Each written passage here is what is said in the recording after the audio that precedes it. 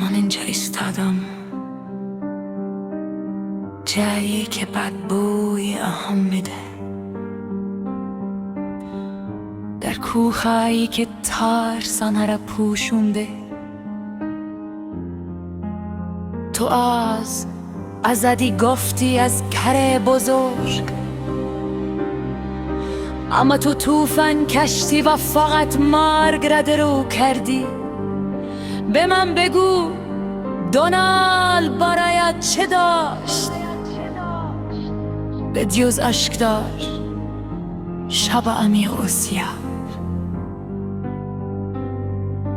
پدر من مرفت آتش را سوزند، یک جای خالی دار این سرزمین پرگرد و غبار.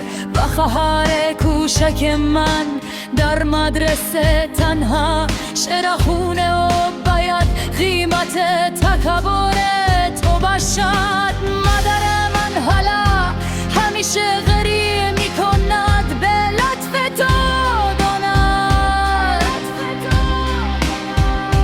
کمک دعای تو زهری بود که امید من دزدید. تو بالاتر از قانون هستی، خدایی در توهم خودت.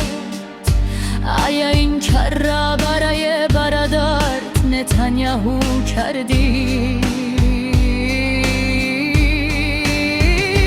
میراث زیونیستی که فقط ویرانه به جا میگذرد، در حالی که تو در قدرتت اینقدر احساس امنیت میکنی. برادر من به خیابان رفت و روشنی میکست، اما رجیم تنه در برابر صورتش گذاشت.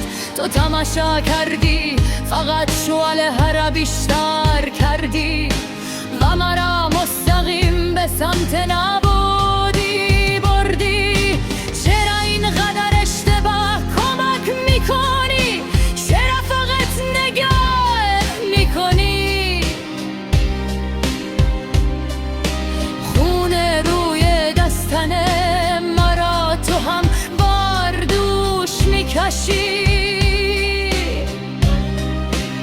خشم در رگهای سرد من میجوشد.